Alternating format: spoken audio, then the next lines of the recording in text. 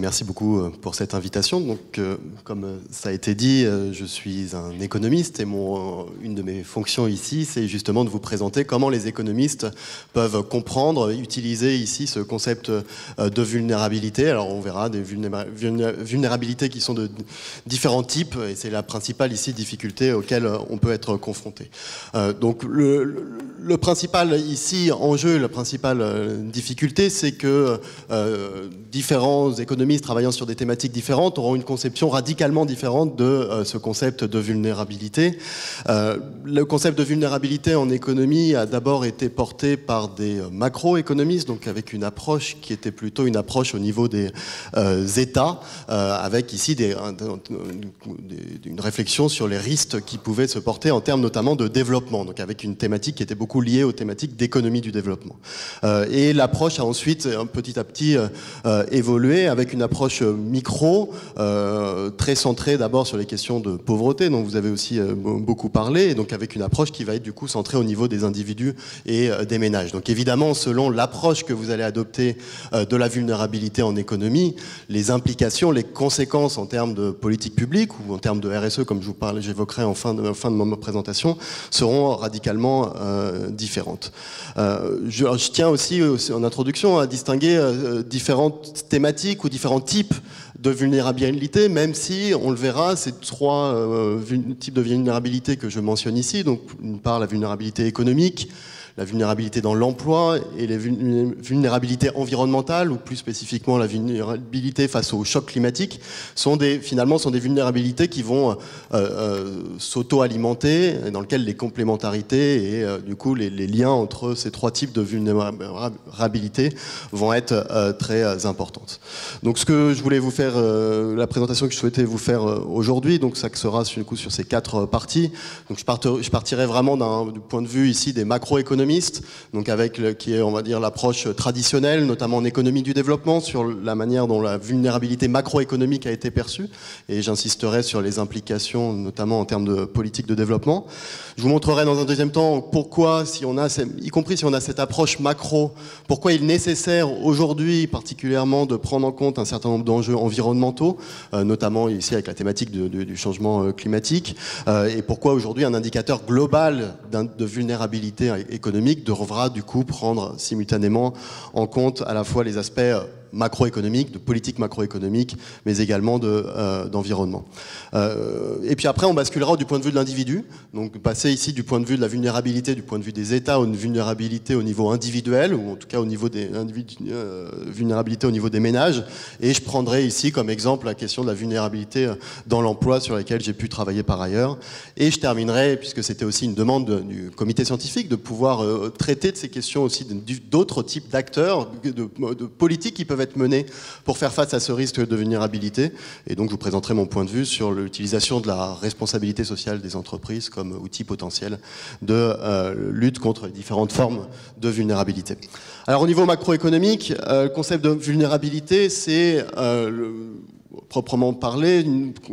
un niveau d'exposition à ce qu'on va appeler différents chocs macroéconomique. Donc on peut distinguer ici deux niveaux, c'est-à-dire quelque chose qui aura trait à la vulnérabilité intrinsèque, encore une fois intrinsèque des États, donc les caractéristiques, notamment les caractéristiques géographiques, historiques, sur lesquelles effectivement des pays qui vont faire que, si vous comparez deux pays vont avoir une capacité à faire face à des chocs qui vont être différentes, tout simplement parce que les chocs seront de nature différente. Et puis vous avez ce concept de résilience, auquel vous avez aussi beaucoup parlé, mais donc la résilience ici en termes économiques, qui est justement cette capacité des États à faire face à ces différents chocs, notamment ici par l'utilisation des politiques publiques. Donc dans cette vision macroéconomique de la vulnérabilité, ce qu'on considérera ici comme étant le risque, c'est finalement la différence entre cette vulnérabilité intrinsèque d'une part, donc sur lequel on a peu de prise, qui est liée ici à la nature même des États ou à leur géographie, et ces aspects de résilience dans lesquels les politiques publiques peuvent jouer ici un rôle beaucoup plus important. Alors cette double approche, elle permet, je vais passer rapidement ici sur ces aspects, mais elle permet vraiment de distinguer aussi différents cas de développement pour les États, Qu'est-ce que ça implique? Ça implique qu'un pays qui est pauvre ou un pays qu'on va considérer comme étant un pays vulnérable pourra l'être pour différentes raisons. Il pourra l'être tout simplement parce que les conditions géographiques sont difficiles pour le pays. Je pense notamment, et au niveau international, il y a un débat spécifique sur la situation notamment des petits États insulaires ou des États qui sont isolés géographiquement, qui auront beaucoup plus de difficultés à faire face à différents chocs. Donc ça, c'est les caractéristiques intrinsèques. Mais ici, parmi les pays en développement, vous retrouvez aussi beaucoup de pays qui ont plutôt des conditions favorables, mais qu'on va considérer comme étant des pays vulnérables, parce que les politiques publiques sont ici incapables de faire face, notamment en développant ici des phénomènes de résilience, de politiques de résilience, pour faire face ici aux différents chocs. Donc ces pays vont être vulnérables, non pas parce qu'ils sont de mauvaise dotation, parce qu'ils doivent souffrir d'une géographie difficile, mais bien parce que les politiques publiques ici, ou les politiques de développement en particulier, sont inappropriées. Voilà. Fondamentalement, ce concept de vulnérabilité économique est extrêmement lié au concept de mondialisation. C'est-à-dire que quand on parle de choc au niveau macroéconomique, les chocs, c'est essentiellement, en tout cas dans la conception initiale de ce concept de vulnérabilité économique, c'était d'abord des chocs dits externes. Et donc ici, la question du commerce international, la question de l'interdépendance des pays, l'intégration dans le système financier international va pouvoir avoir une influence sur le niveau de vulnérabilité, donc cette capacité ici à subir des chocs qui soient positifs, mais plus souvent ici des chocs négatifs. Et donc cette vulnérabilité sera de fait intrinsèquement liée à des choses qui ont trait à, par exemple, l'ouverture commerciale. Donc évidemment, un pays qui va être beaucoup plus ouvert sera beaucoup plus dépendant des autres pays du monde, et donc beaucoup plus dépendant aussi de la conjoncture ou des chocs négatifs qui pourront avoir lieu dans d'autres pays. Mais ça pourrait être aussi lié à la structure du commerce international. Donc un pays qui exportera, un pays qui sera très diversifié sera un pays qui sera beaucoup moins vulnérable qu'un pays qui concentrera ici ses exportations sur un ou deux biens bien spécifiques dans lesquels ils peuvent avoir une dépendance très forte par rapport à la demande qui va être adressée à ces biens. Et le troisième type de dépendance, c'est que si vous êtes extrêmement dépendant par rapport à des importations, donc vous allez avoir besoin pour le développement économique de votre pays, et vous serez d'autant plus vulnérable ici, encore une fois en termes de développement, par rapport ici aux éventuels chocs externes auxquels vous pouvez faire face. Donc globalement, ce qu'on va considérer comme étant des États ici, et j'insiste ici sur cette dimension au niveau des États, des États qu'on va considérer comme étant vulnérables, ça va être globalement des États de petite taille, et donc avec une attention spécifique qui va être apportée sur ce type de pays. Alors la résilience, là, dans cette approche bien spécifique, on va l'entendre comme étant la capacité à faire face à ces chocs, et donc la question des politiques publiques. Donc si on se concentre sur la question des politiques macro, en tout cas en développement, on va entendre ici un certain nombre de choses liées notamment à la stabilité macroéconomique, ça va être des choses qui vont être liées à l'efficacité au niveau microéconomique, à la bonne gouvernance, au développement social, voilà, l'ensemble de politiques publiques qui viseront au niveau des États ici à faire face à ces différents cas, situations, chocs ici possibles. Alors vous allez me dire, mais à quoi ça sert de définir la vulnérabilité au niveau des États ? L'implication principale, c'est une implication ici en termes de politique de développement. La vulnérabilité économique a permis aussi aux économistes d'avoir une vision plus large qu'une seule approche en termes de pauvreté. Ce qu'on retrouve aussi dans beaucoup de discussions sur la question de la vulnérabilité. La vulnérabilité économique aujourd'hui est un des critères, par exemple, pour définir ce qu'est un pays qui va rentrer dans cette catégorie qu'on appelle les pays les moins avancés, reconnus par les Nations Unies. Et ça, c'est un enjeu qui peut être stratégique, en tout cas pour les pays pauvres, dans la mesure où ça va vous donner, le fait d'être reconnu comme étant un pays moins avancé, va vous donner accès à un certain nombre de financements spécifiques, de guichets ici, de capacité d'avoir accès à certains prêts, à des taux préférentiels, voire à des dons en termes de financement ici du développement. Et de manière croissante, en termes d'allocation de l'aide publique en développement, on va, au-delà ici des simples aspects liés à la pauvreté intrinsèque des États, on va prendre en compte ici ces critères d'allocation qui, du coup, va être lié à cette vulnérabilité, donc à ce risque ici de pauvreté, ou en tout cas de problèmes ici potentiels en termes de développement. Donc vous avez l'Assemblée générale des Nations Unies a adopté ici une résolution qui allait dans ce sens, et l'Union européenne, d'ores et déjà, considère ici cet indicateur de vulnérabilité comme étant un critère d'aide publique en développement. Alors ça, c'est une approche qui était très macro en développement, qui petit à petit s'est concentrée, a évolué en intégrant ici des dimensions qui sont des dimensions environnementales. Pourquoi ? Parce que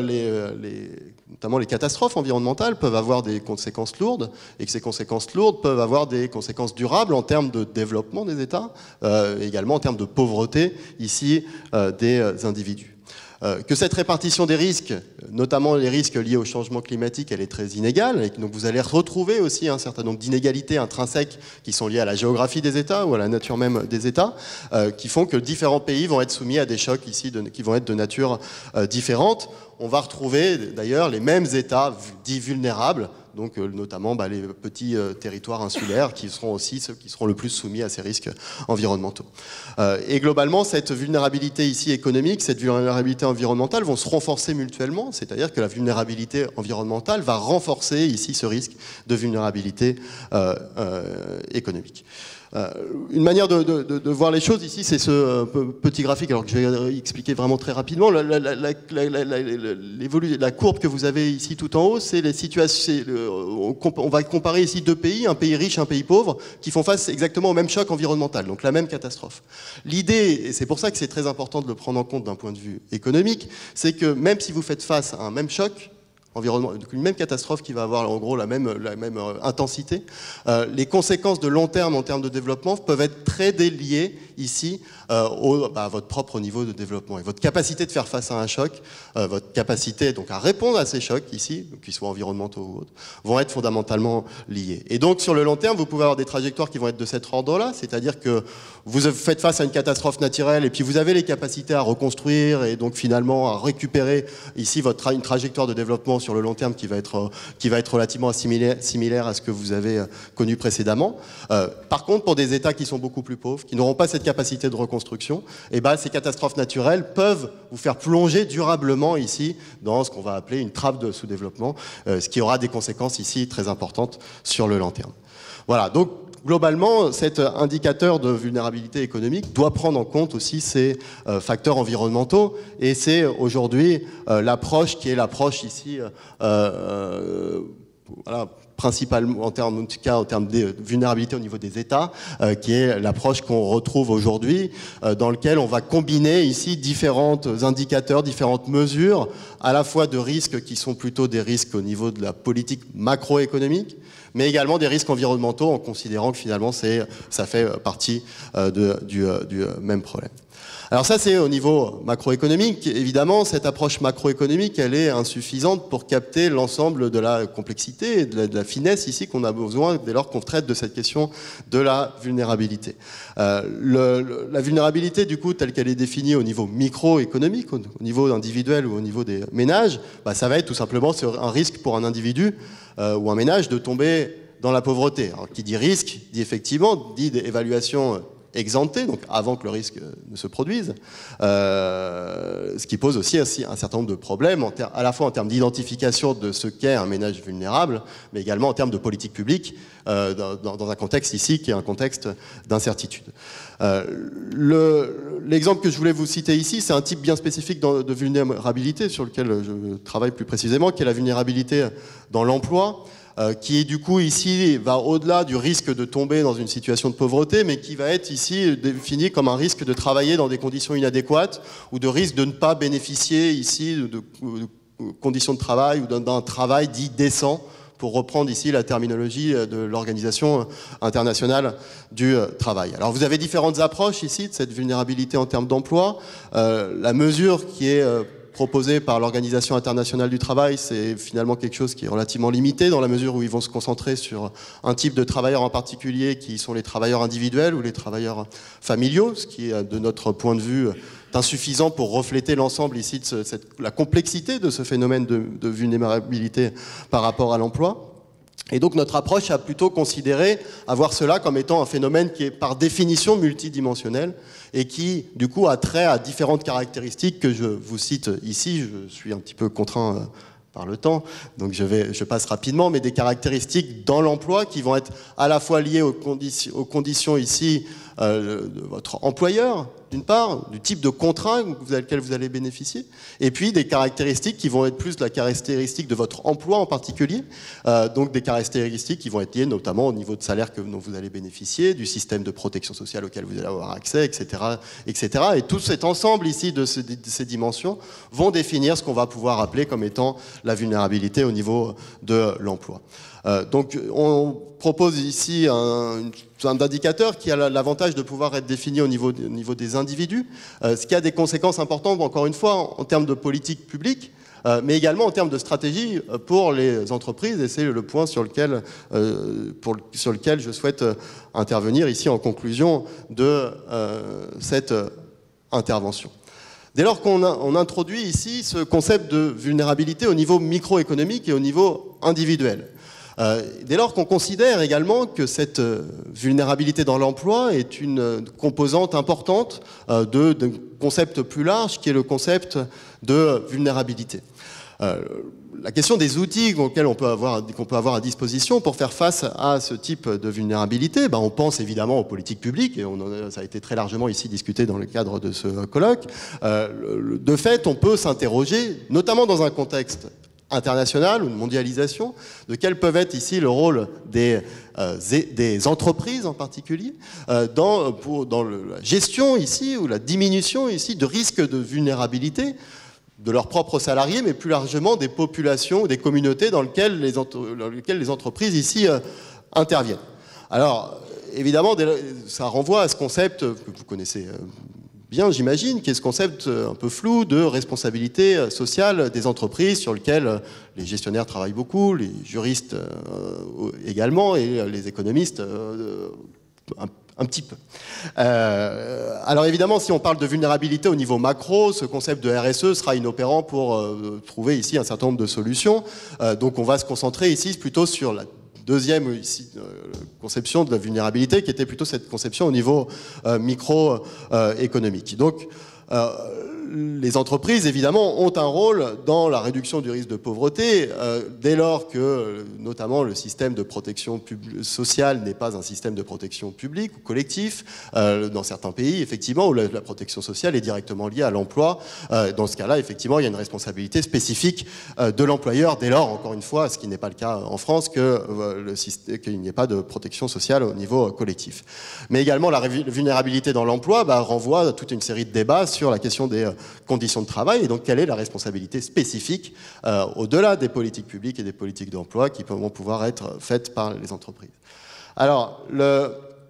on peut penser à toute une série de choses dans lesquelles les entreprises ont un rôle spécifique, donc la question des salaires, la question des conditions de travail, la question du type de contrat qui va être offert aux salariés, la question du risque de chômage, évidemment, puisqu'il y a l'obtention d'un emploi, évidemment, et le système de protection sociale tel qu'on l'entend. Alors, le problème principal dans l'utilisation ici du concept de RSE, c'est que pour pouvoir traiter de ces thématiques liées à la vulnérabilité de l'emploi, vous allez avoir besoin d'avoir une conception que je considère comme étant une conception très élargie du concept de RSE. Pourquoi ? Parce que toutes ces thématiques, toutes ces politiques que je vous ai préalablement citées, de manière générale, en tout cas à tort ou à raison, mais ne sont pas considérées comme faisant partie des stratégies de responsabilité sociale des entreprises,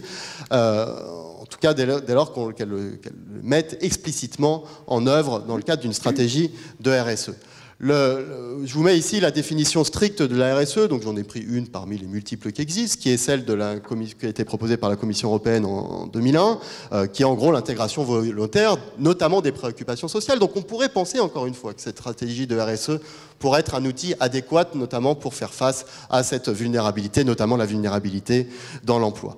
De fait, les stratégies des entreprises, que ce soit la stratégie d'une part en termes de RSE et d'une autre part les stratégies plutôt de ressources humaines ou les politiques salariales, vont être traitées de manière complètement autonome ou complètement indépendante, et on aura beaucoup de mal à faire le lien entre cet outil de la RSE et notamment la gestion des ressources humaines qui vont avoir des conséquences importantes sur cette vulnérabilité dans l'emploi. Et pour illustrer mon propos, je vous montre la manière dont vont être mesurées ici ces performances en termes de responsabilité sociale des entreprises. Donc c'est vraiment un titre illustratif. Ce que je vous prends ici, c'est une notation sociale, donc en termes de RSE, qui est proposée par la société notation extra-financière Vigeo, qui est leader européen dans le domaine, donc qui, vous voyez, prend en compte ces différentes thématiques, dimensions de cette responsabilité sociale des entreprises, dans lequel vous allez retrouver des choses qui ont trait aux ressources humaines ou aux droits humains, dans lequel on pourrait considérer que cette vulnérabilité dans l'emploi fait partie. Vous avez ici le détail de ces sous-indicateurs, et c'est que là, effectivement, que là, les problèmes apparaissent. C'est que vous avez des choses qui sont liées au dialogue social, à la participation des salariés, à la qualité des systèmes de rémunération, au respect de l'aménagement ici du temps de travail. On ne trouve absolument rien sur la question des salaires, on ne trouve absolument rien sur la question de l'accès à un système de protection sociale, et on ne trouve absolument rien ici, proprement parlé, sur le type aussi de contrat, donc la notion ici de CDI versus contrat ici temporaire. Et même chose ici pour les droits humains, dans lequel on va se concentrer essentiellement sur les droits, ce qu'on va appeler les droits fondamentaux des travailleurs, ou les principes et droits fondamentaux liés au travail, avec plutôt une préoccupation qui va se porter sur les normes fondamentales du travail, et pas sur un ensemble plus large dans lequel on pourrait traiter cette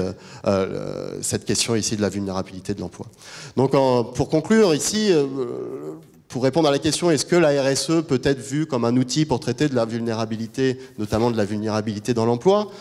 Dans son acceptation actuelle, je suis plutôt pessimiste, dans la mesure où les politiques qui pourraient avoir un lien direct avec les stratégies en termes de vulnérabilité ne sont pas perçues, en tout cas dans la conception actuelle, comme étant des politiques ou des stratégies ici de RSE. Évidemment, les politiques sociales des entreprises doivent jouer un rôle, peuvent jouer un rôle, mais on rentre ici dans des débats qui vont au-delà de l'objet ici de cette intervention, qui est la nature des interactions qui va exister entre les politiques publiques d'une part, et donc la question de la norme législative notamment, fixée par accord collectif, et la question ici des stratégies volontaires des entreprises, avec ici tout le débat qui intéresse au premier lieu les juristes, j'imagine, d'opposition entre soft law, hard law, donc de contraintes légales ici qui vont être apportées aux différentes entreprises. Je vous remercie. Merci.